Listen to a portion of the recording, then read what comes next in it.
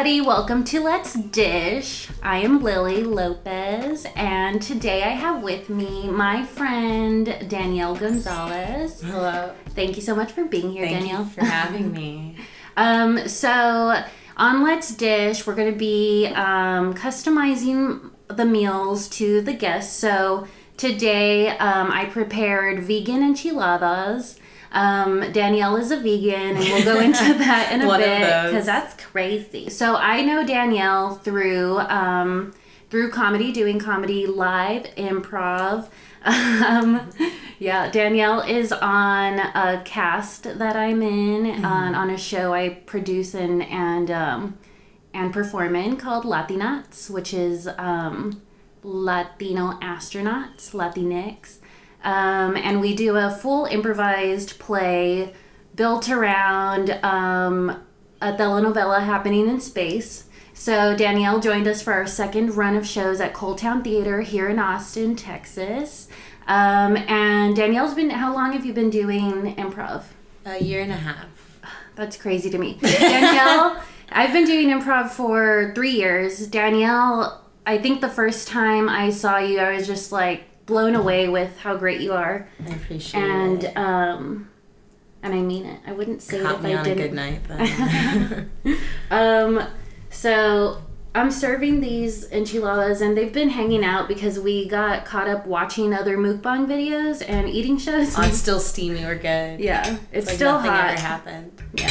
I'm so excited. So what's in these enchiladas is sweet potato, black beans, sweet potato, black beans, squash, and I'm just been hungry and I'm so excited. sweet potato, black beans, squash, and girl, I forgot what else. Other things. When it's vegan, there's always just a list of vegetables that... It's just like, it takes longer to make a meal when you put so much love into it, you know? I completely agree, though.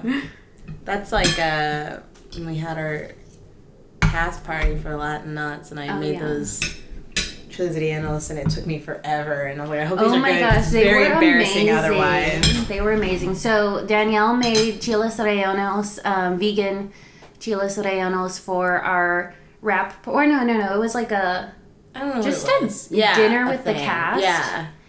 Little potluck with the cast. And they were so good. I didn't even realize they were vegan. That's my favorite compliment. Yeah. And then I made some rice that may or may not be good because I realized while we were setting up that I didn't make a side.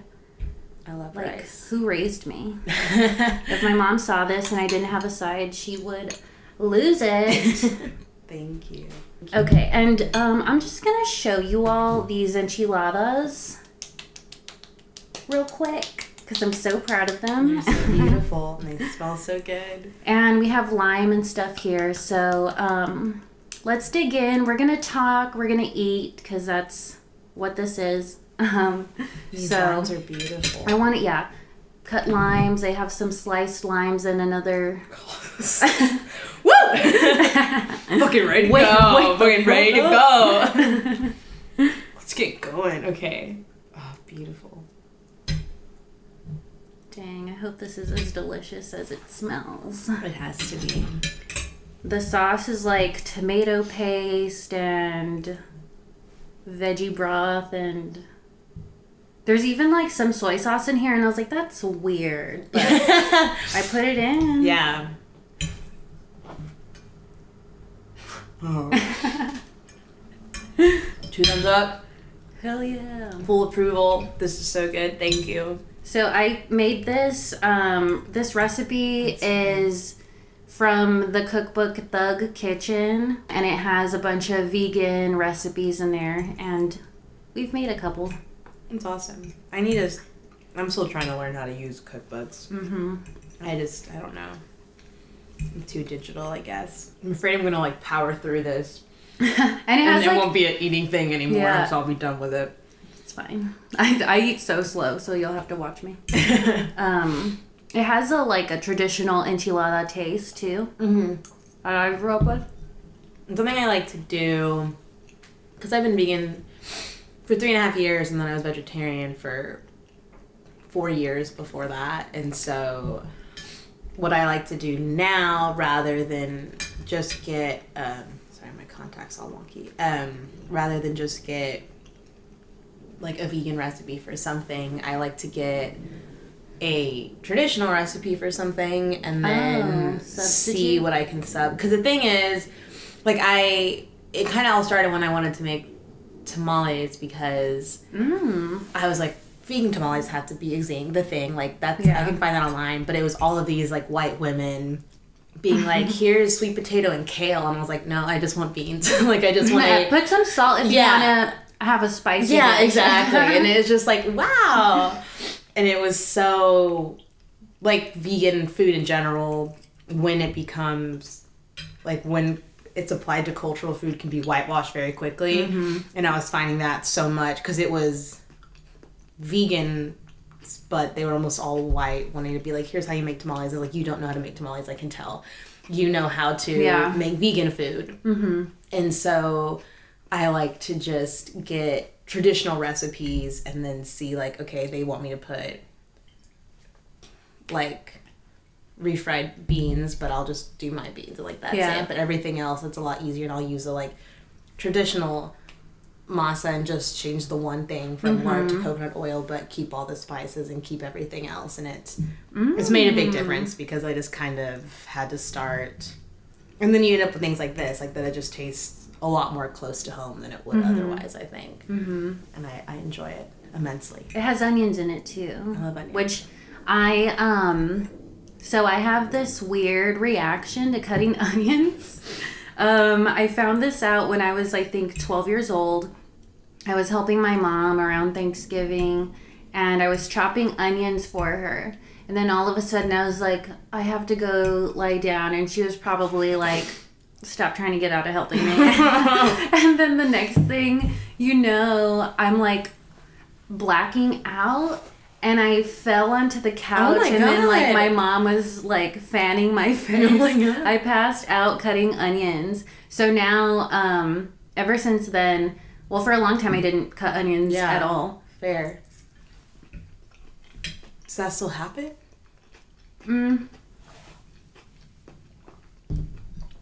I do have, like, I get kind of lightheaded. That's crazy. So I have to wrap my head around and my mouth. So I I feel bad now. I would have done it anyway. And I'll do it again, because this is actually really good. So I wrap my head around with a scarf, and like all my breathing holes get covered. Because otherwise I'm just like, and then as soon as I start to feel kind of like itchy, I'll open the door and just like waft fresh air. That's so. I was afraid you would be like, I cry. I have this like weird reaction where I cry. I'm no bitch. That's crazy. No, I cry all the time. All the time. Often. So I was telling you earlier, I went to see Coco. If you haven't seen Coco yet, and you are not just, a Mexican American or Mexican person, or just Latinx, go watch this movie, this Pixar animated film.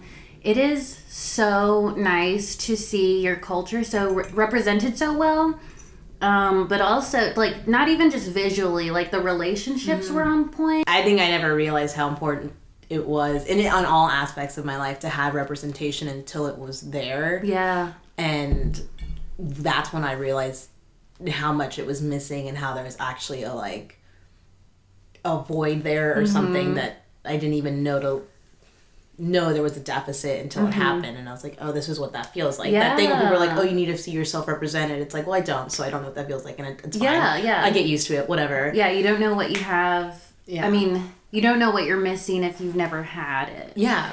I didn't even know I could perform or do comedy until I was a full-grown adult. Absolutely. who had accomplished all the things that I was, told I should strive for or could strive for. I didn't know there was so many more possibilities for me, you know? Absolutely. And it's like a socialization thing. And I remember actually I haven't had lime in so long, and I think I've just been lazy about buying limes, and so I'm just going lime crazy right now. Please. A lot of I love it. lime wedges. But the first anything I ever did with comedy was in college at UT. Before my junior year of college, I applied to the comedy paper there, and I made it, and like that was to me the epitome of like, oh my god, like I never thought I could make this. They have all these applicants, whatever. And I did well, and I did well, and it was fine or whatever. And I remember talking. The who's who in that group were white dudes. I won't even call them white men because I don't respect them as much. They were white dudes. Some people are men. Some people are women. Some people are just like girls and boys. Dudes, yeah. They're not cool. Some people are gender nonconforming. And that's good too. These were definitely dudes.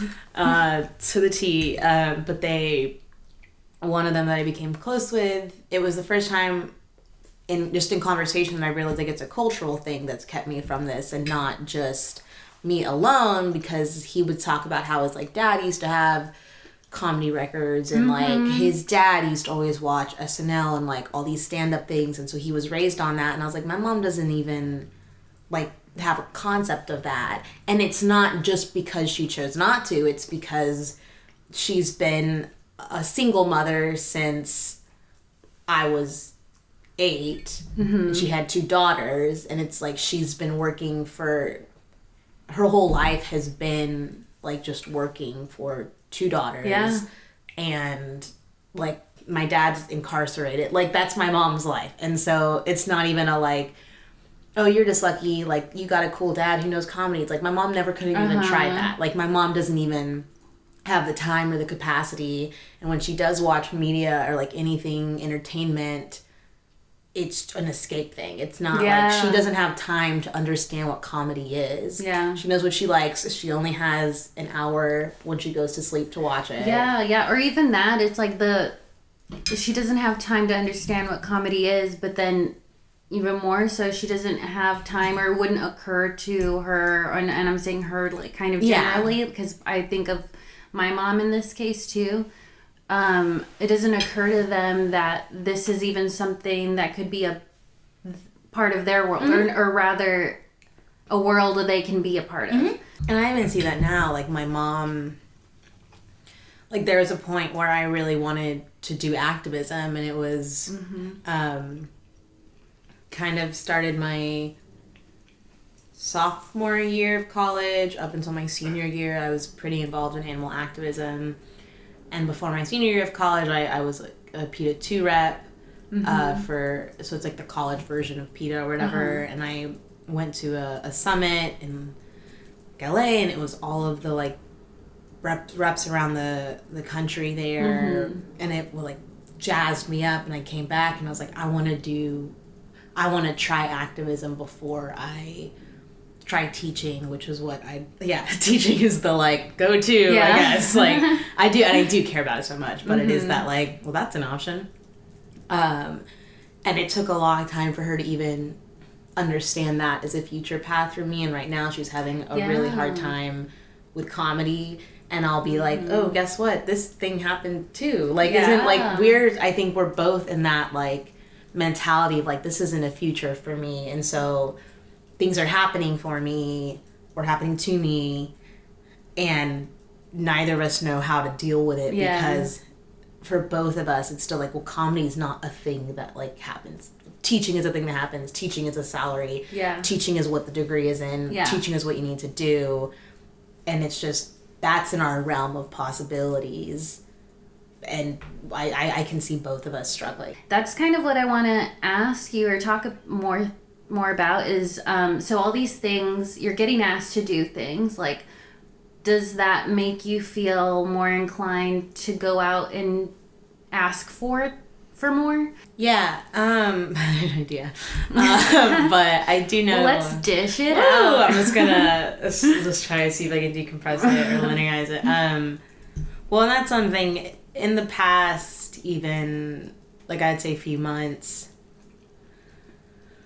I've been very fortunate, and I also, again, I didn't oh God, I'm so strong. I didn't come into the like program wanting to do improv. I did it as a like last resort, I was really, I think I've said this like thousands of times, but I met the Lonely Island because they came to my campus, and seeing them in real life and being like, oh, these are real human beings. They're not just this like rando success story. Like they're just people who worked and did it, and comedy is a real thing. And I see them and I see this movie they made, but I can read where they started, and that's technically where I could be if I just if I tried. Yeah. And so I really was just super, super low.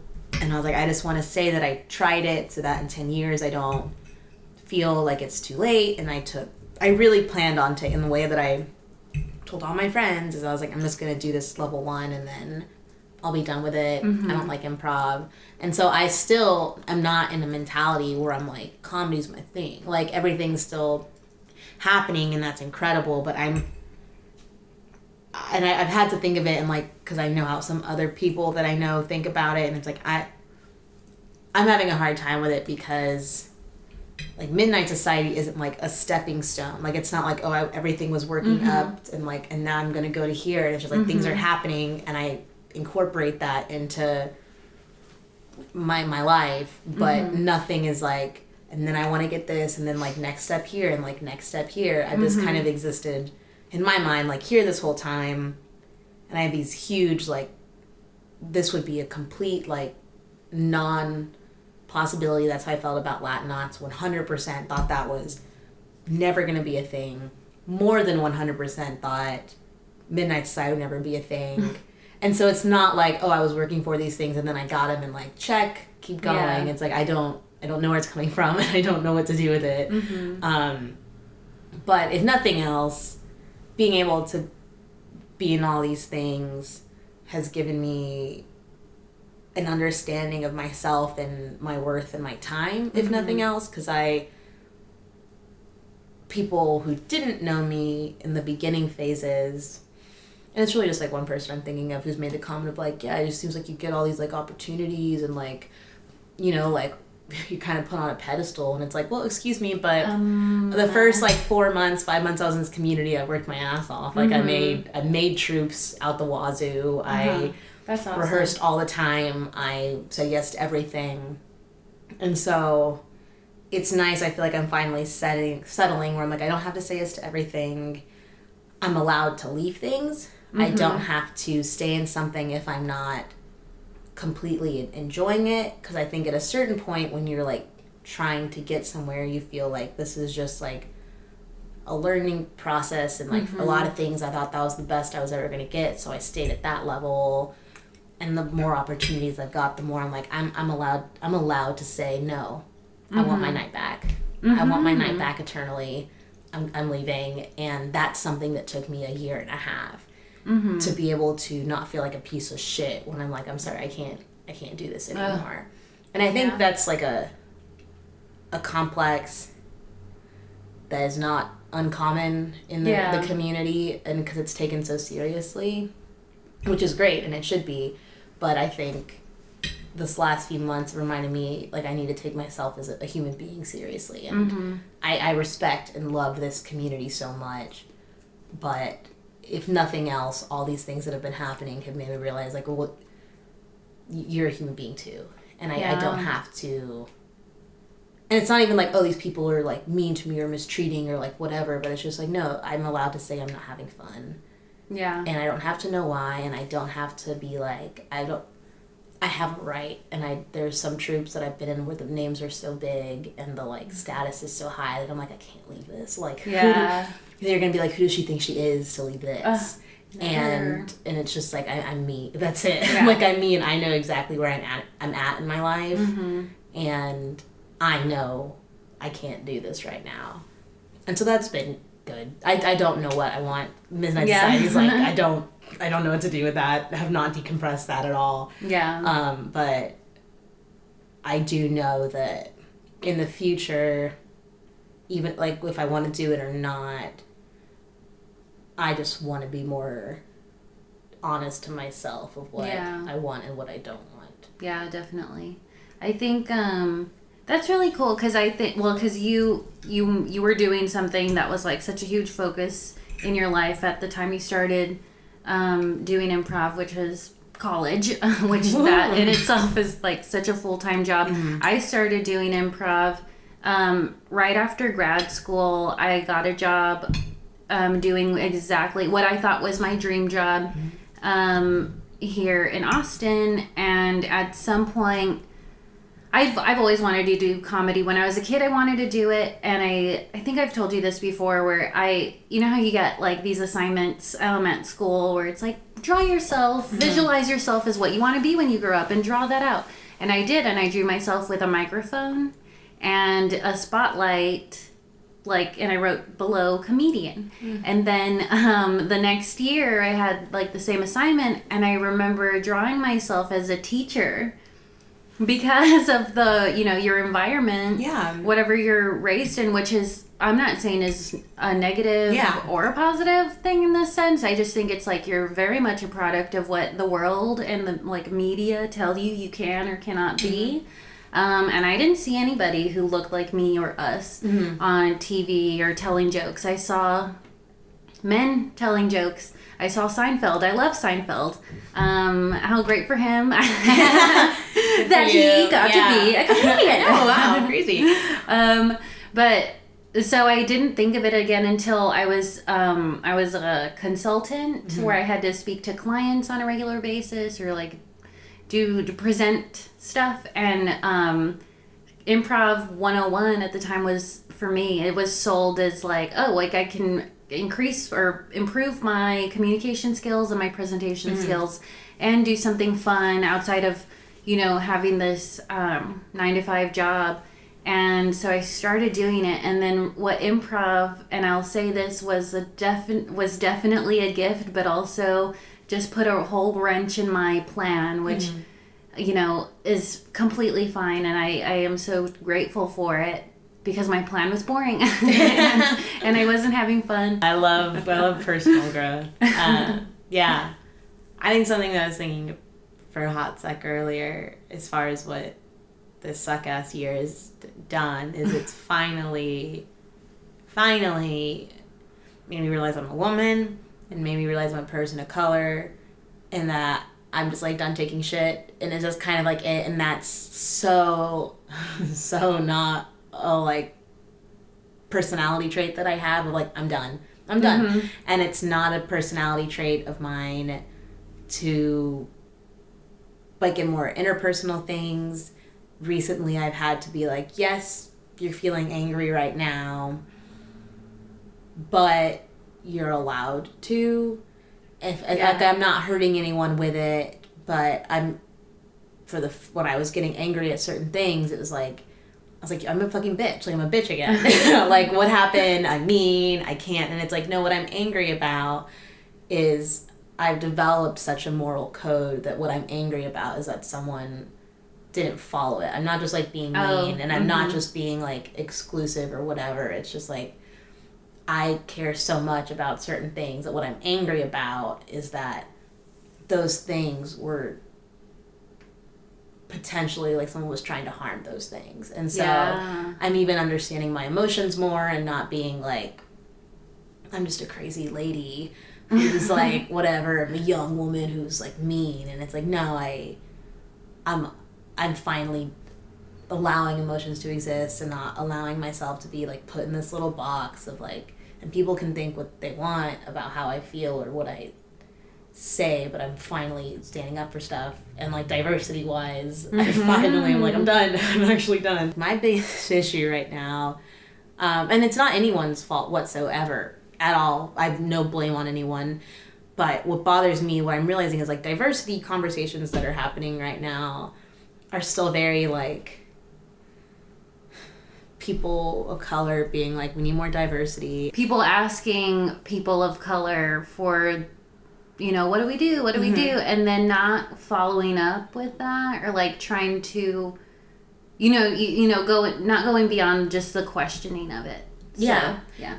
Or they're just like, how do it's still like the way the conversation is happening is still a numbers game where it's like, well, I want to give people more, like people of color more stage time. How do I get a person of color in my troupe without being weird? And it's like, that's not what diversity is. Like, yes, have people of color in your troupe, but it's like about the perspective, and it's about being able to walk into a theater and feel like you should be there. And that has nothing to do with if you add one person of color to your troupe and how to ask them. And so like right now, a lot of the conversation is just like, well, how do I put a person of color on my troupe? And it's like, that's not what diversity is. Like as a whole, that's important and that's a step, but it's so much more about like perception and belonging and perspectives that haven't even been addressed yet, because right now diversity still feels like we're just trying to achieve a numbers game. And that's something true that I'm trying to like work around and understand. But it felt nice recently to be like, this is why I'm still bothered by diversity conversations. And I don't know, it's this year finally allowed me to be like, oh, I can't forget anymore. I'm Mexican. I'm not allowed to forget this at all. We're getting close to wrapping up, and I can see you're full, I'm full. I wanted to just ask you for fun, what were your Spotify top songs and artists? Or I actually sent my friend it today because I was like, look how cohesive I was this year. Like aesthetically, I seem to really have my shit together. It's literally all like very small lo-fi indie bands that I could list that wouldn't make a difference at all. It was Current Joys, which I got high last night and I finally looked at their Spotify. I was like, wait, no one knows who these people are. Like his song, my most listened to song was his song Televisions by Current Joys. And it has like 200,000 listens. And at least half, like some of those had to be mine. Underground. Nah, my friend showed me. I'm not responsible for anything. It's Current Joys, The Walters, Daywave, Miniature Tires, who I have. Cool. I have their lyrics tattooed on me, so that was really important. That's cool. I saw Charlie Brand, the lead singer, do like a last minute fill-in as an opener for the show when I was a sophomore in high school. I didn't know who he was, and he did like an acoustic set, and I was like, okay. But I remember hearing the lyrics to a song that was "Take My Skin to Add to Your Collection," and it just like I was like, whoa. And for years, it was like literally 6 years that I was like, if there's one thing I'd get tattooed, it's that. Like, and it never went away. Oh, that's how you know. Yeah, and like as my first tattoo, I never thought I'd get a tattoo, and it's like I've actually been thinking about this for 6 years, and I still think it's awesome and an incredible concept or whatever. And so that's what I have on my side, is "Take My Skin to Add to Your Collection," and I love it. I stand by it. I think it's a beautiful lyric. It's gorgeous. I love it. What song is that? What album is that? Fortress. It's the one. It's their second. Oh, album. I can see the cover. I can see the album artwork. Yeah, with the like woman. That's cool. It's Bullfighter Jacket is what it's on, and it's just such a nice. But yeah, I was very cohesive, and my like top 5 songs. 2 of them were Current Joys, 2 were the Walters, and then 1 was Surf Curse, which is that dude who's in the Current Joys. He's also in Surf Curse. Like, I clearly just had to, like, train this year that I was writing, and I was very happy with it. I love them. Cool. I don't remember what my top artists were other than SZA and Kendrick Lamar. Yeah. And, yeah. That's good. Accurate. Yeah, that's true. Oh, and, Rihanna was in there, but geez, I'm so like, I'm just I'm Rihanna. I'm just like, I feel like no, that's pretty much who I am. Yeah, I loved on the at least this year. On the like top songs or whatever, that playlist, I have Monster Mash on it, which is so satisfying. Where it's like you're so I know. My most satisfying song, and I was listening to the playlist of top songs while I was making this meal. Bobby Pulido's Desvelado, like a song I grew up with. For some reason this year, I just listened to it a lot. I love when it shows up. Yeah, it was good. Selena popped up at the end too, yeah, so you know. I had some I always Selena. stay true to me. Yeah, I had Thompson Twins for Hold Me Now and stuff. I was just so happy Monster Mash came up because I was like, I know I wasn't imagining that. I love that song. That's so funny. It's such a good song. Well, I guess on that note, I will let you go. There's no dessert this time around because this was really filling. It's true. I couldn't. But maybe I'll have you on again next time with dessert. That'd be an honor. I just learned how to make, well, not just, but I can make vegan conchas, which are yes. so satisfying. Let's do that soon. All right. Do you want me to plug anything of yours or like? Say Uncle. Yes. Is the troupe that I'm in. An improv troupe. Again, here in Austin, Texas. Yes. All females, all incredible. We have a show for our times change. I don't know. I think it's the last Saturday of every month at 11. Yes, I need to see this because you guys look amazing. We need to have you as a guest. That's what it is. We'll have you as a guest. Wonderful. Great.